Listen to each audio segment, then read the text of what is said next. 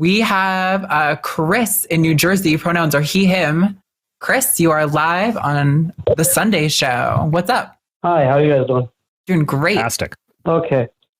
So I didn't really prep, but I wanted to talk about whether or not it's reasonable to believe without evidence. And I'm an atheist. I'm not talking about God specifically, but sometimes when I'm thinking about, you want to say the true nature of existence and getting a little philosophical with myself and playing devil's advocate with myself, it's like the conversation sometimes I feel like I get so open-minded, it almost leads to a potential for the existence of a God. Do you understand what I mean? Kinda, I think. Like sometimes I struggle within my videos that if maybe I don't really have a good argument against a deistic God. I don't think there is a deistic God, but if that's the God that you're claiming, I don't know that I could refute that quite as well as I could the Christian God. Right. So if I could rein it in, right, I would say, let's say if we were to take a claim is there intelligent alien life in the universe? You know? And so something like this, I know that there's no evidence for it, but I do firmly believe that there is. And so I wonder, is it reasonable to believe that there is without evidence, just on some argumentative sake in itself? I think that depends entirely on the claim. It's like you right. So I'm saying the example you gave, is there other intelligent life in the universe? It's like, well, you know what? We know that intelligent life does exist in debatably, it does exist in the universe because we're here. So we know that's a thing that can happen in the universe. So to say that it might have also happened somewhere else in the universe, it's a fairly mundane claim in the grand scheme of things, especially given the size of the universe. But the God claim, there is nothing really to indicate that a God exists. The only thing that can be seen as an indication that God exists is a few scientific questions that we haven't learned the answers to yet. Right. And I think we were kind of talking at the beginning of the show about how there's this philosophical jargon sometimes that can be very specific. And I think when we're talking about reasonable, is it reasonable to believe things without evidence? I think categorically no, right? If you don't have evidence and you believe in it, you didn't get there through reason. So no, but that doesn't necessarily mean that the question isn't interesting or worth thinking about or worth exploring.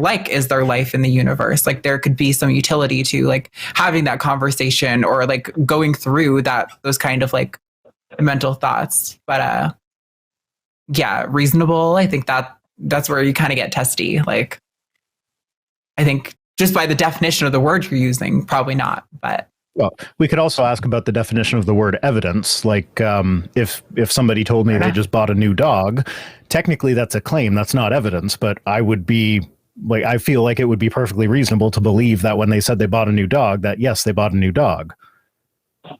Right. But you don't need. We're also getting into what level of claim are we talking about here? That makes a lot of sense. It does. I mean, it's interesting because then the thing is, when I start thinking about these unfalsifiable beliefs, right? It's I can't stop myself from believing in things that I know are not falsifiable, and therefore I start getting confused as to I want to stop myself. You understand what I mean? Because it's I don't think it is really reasonable to believe those things. Well, but there's also a matter of what. Okay, go ahead. I was just going to say that it's also a matter of what impact is this going to have on my life? Personally, I believe there's probably intelligent life out there somewhere. What impact does this have on my life? Right. None. I don't change anything about my life based on that belief. That's just a belief position that I hold. If somebody were to give me a convincing argument why there is not actually intelligent life out there in the universe, then it'd be okay, sure. I'd have no problem changing my position on that one because it's not that important to me.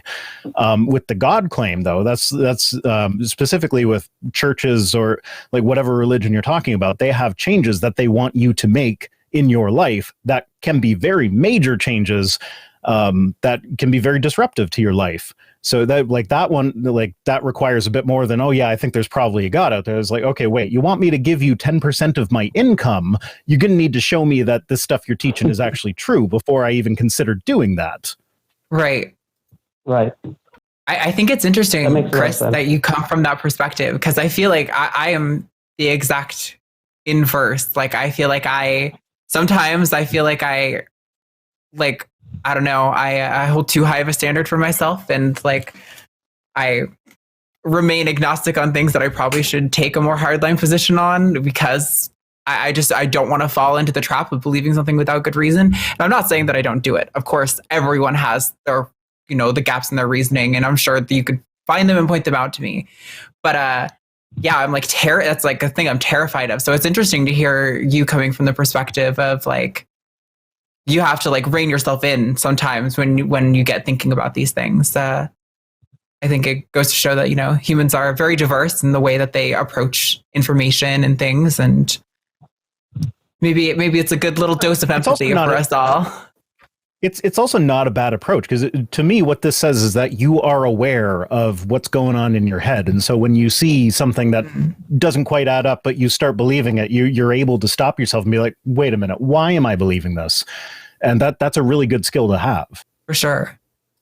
Yeah, I appreciate the input, guys. It makes a lot of sense, Because sometimes it's like you want to explore the philosophical ideas of the possibilities of how the universe works and what's going on, and it's hard to do that when it's all kind of just conjecture and expect it to even lead you anywhere, right? And you don't want to go too far where it's not grounded in anything anymore. So I don't know. Yeah, definitely. Well, thanks for calling. This has been a really interesting conversation. Yeah, hopefully we were able to be a good sounding board for you. I appreciate it, guys. No, it definitely has. Thank you so much. Awesome. Have a great night, Chris. Bye.